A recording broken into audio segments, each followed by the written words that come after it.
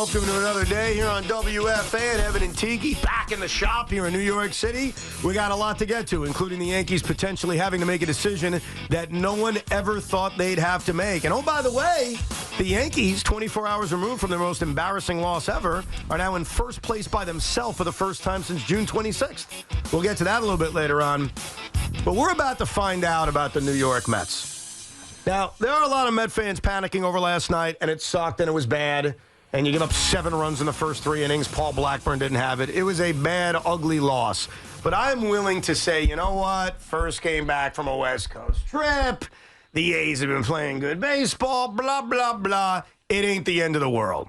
But last night serves as something that is going to tell us a lot about the guts and the stones of the New York Mets.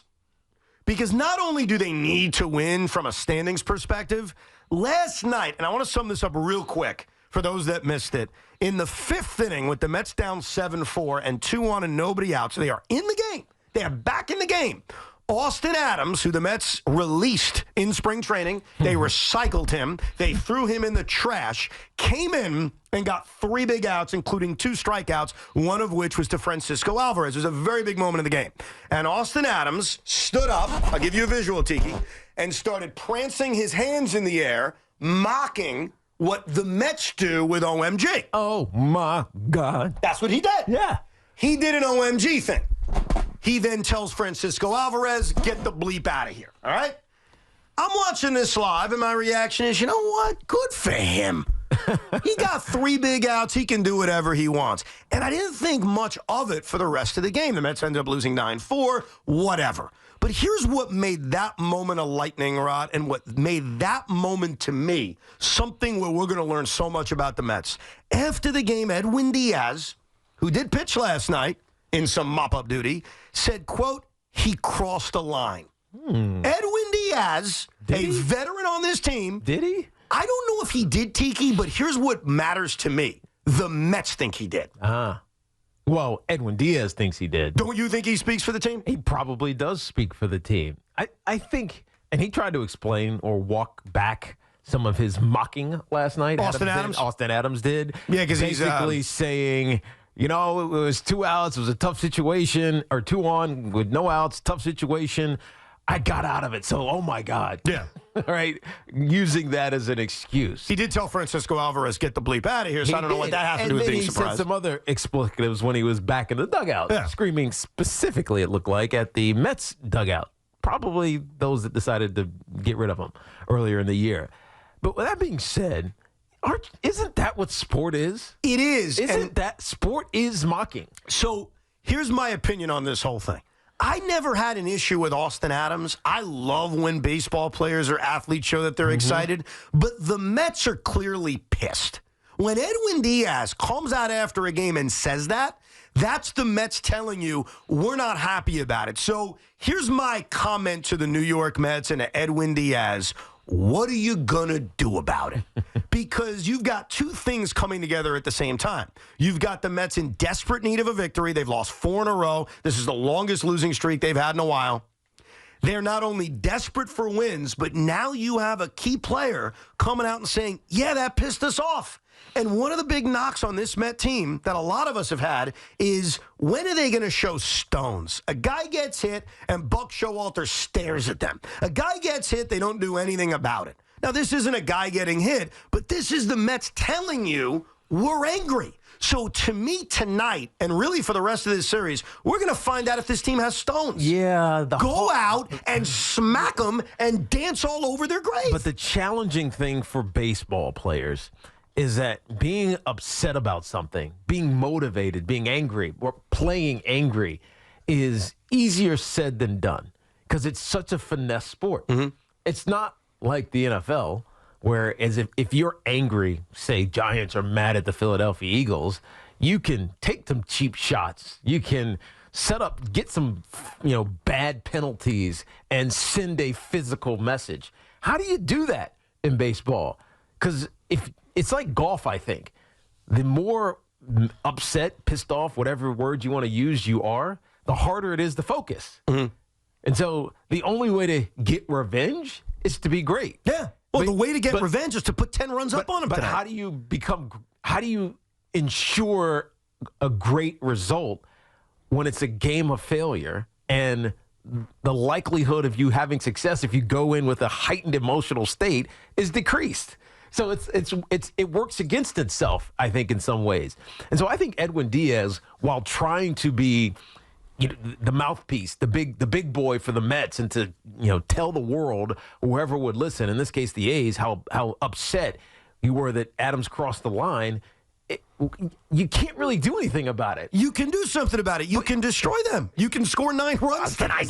Is that guarantee? Can you guarantee they're going to score 9 runs? No, I can't guarantee it. It's like the Yankees, best team in baseball. On Monday, they lose to the White Sox. Right. So how do you respond to it? Hey, we're going to go out there and kick their ass. We actually even predicted that. I think the Yankees are going to win by 15.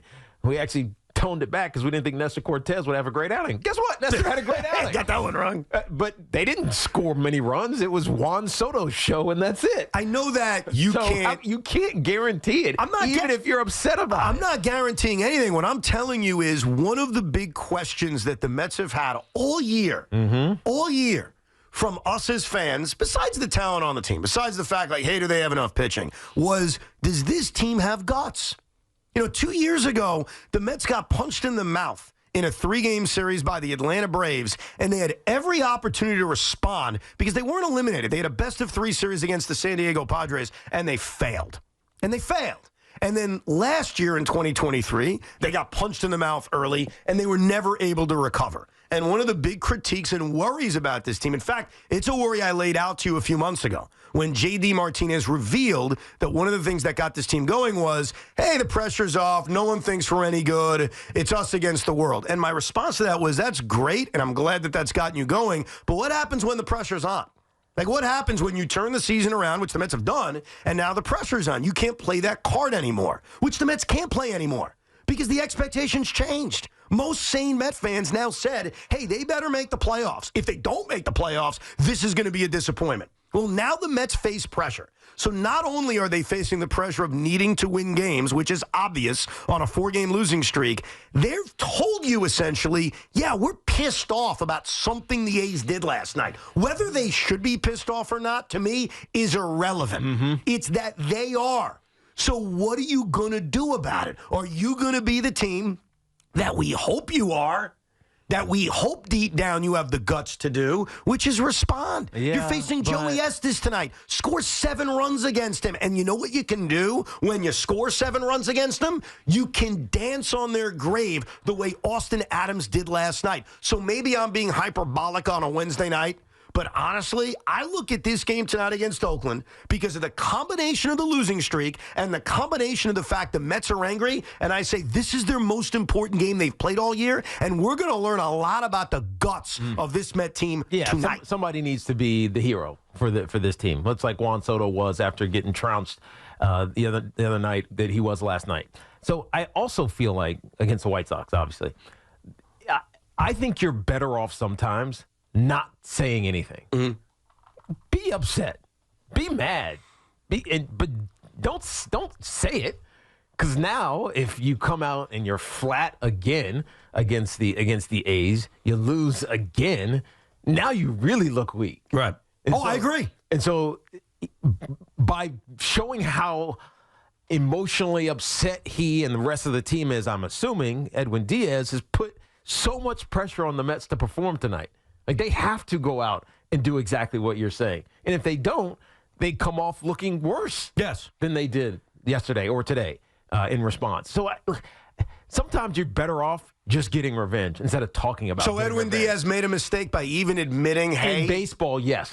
In baseball, 100% yes. In basketball, you know what?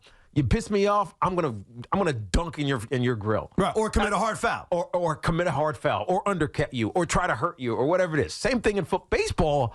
You got to stand there and wait to react to something. Yeah, it's just really hard. The only thing you can do, unless Edwin Diaz is going to get on the mound again tonight and throw at somebody. Well, he could have last night. I mean, if he was really that pissed off, like, he pitched in the ninth inning, and specifically, and I look back at this as a Monday morning quarterback, because obviously when Diaz is on the mound in the ninth inning, and 90% of you aren't even watching because the Mets are losing 9-4, I didn't know Edwin Diaz was pissed off. Honestly, I didn't. I saw what Austin Adams did. I admit, as a Met fan, I was more pissed off at the Mets. I was pissed off at the fact that Francisco Alvarez is a lost puppy dog right now and left a country on base last night. That's why I was angry. But now, knowing that Edwin was annoyed, I looked at his at-bat against Shea Langoliers, who had 3 hits, and said, hey, if you're that angry, you could have drilled him. Like, one of the aspects you have as a baseball player, you mentioned, like, what can you really do compared to football and basketball? There are 2 things you can do besides beating your opponent. Hard tags.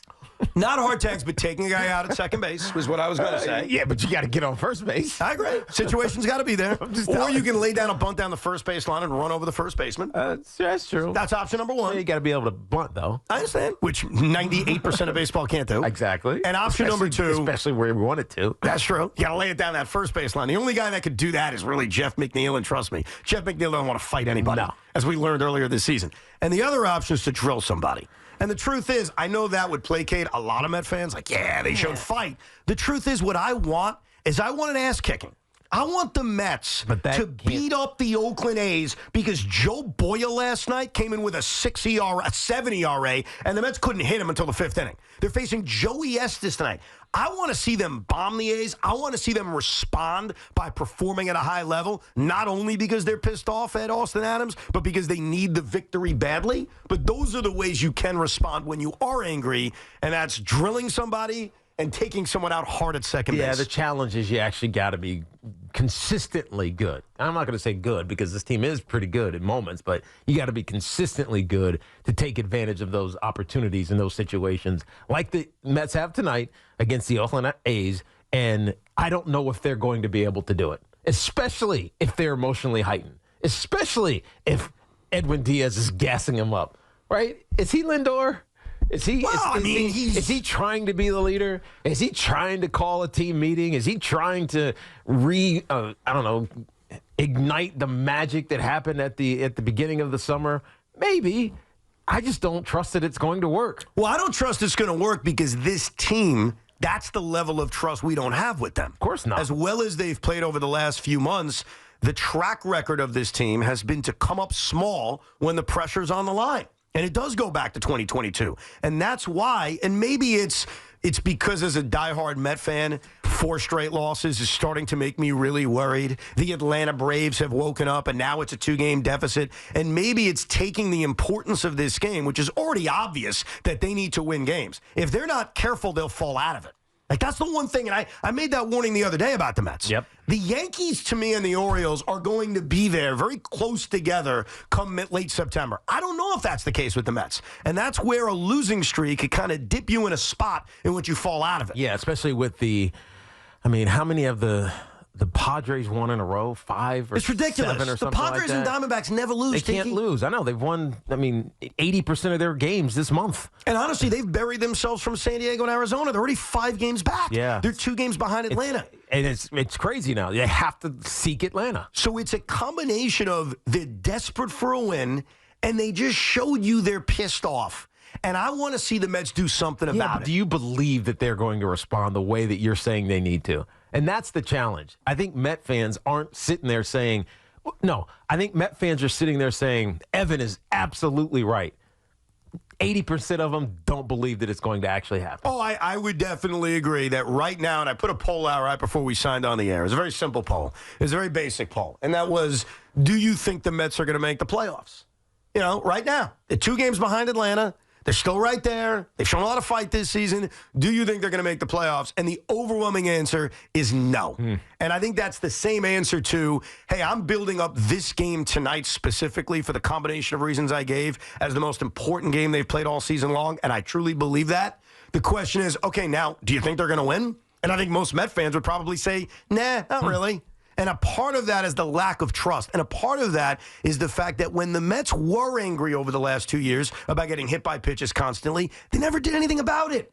Like, I give Keith McPherson a lot of credit. And I saw him tweet this, and I thought this, even though he's not a Met fan, I thought this actually kind of captured a lot of what we think as Met fans. When Edwin Diaz said he was angry, all Keith tweeted out was a GIF of Buck Showalter staring angrily at the opposing team. Yeah. And the truth was, every time the Mets were mad, they didn't do anything but stare. Right. That kind of angry is not going to get it done. No. And so yesterday we talked about what we thought the Mets would need to make the postseason. And before it was sub 90 wins. Now we're saying it's 90. And I said they needed to go 29 and 15. They have 14 more losses. Yeah. 14 more losses available to them. Are they making it? That's what a Met fan is trying to decide right now and think about, conceptualize. And it sounds daunting. It sounds very daunting. Very daunting. But because before they can make the playoffs, before they can go on that kind of run that features a lot of potholes, including a tough West Coast trip in a week and a half, the Mets need to win tonight. This game tonight has now become the most important game of the year. And they're angry. Edwin Diaz already told you. So my question to my fellow Met fans are, do you actually believe? Do you think this team responds tonight? Or are we about to witness the death of a season? Sometimes the death of a season is in the middle of June against the Yankees. Sometimes the death of a season is in a weekend in Atlanta in late September. And sometimes the death of a season actually comes in the middle of August against a shameful franchise whose owner should sell them immediately to the Oakland Athletics. We'll get to your calls coming up at 888-808-1019. Is this team going to respond and show and take their anger and bring it to a good place? Plus, Tiki asked a question. Edwin Diaz thought Austin Adams crossed the line last night. What is crossing the line in sports? We'll try to examine that coming up, plus a lot of Yankee talk, the expectations around Malik Neighbors, and, of course, you at 888-808-1019.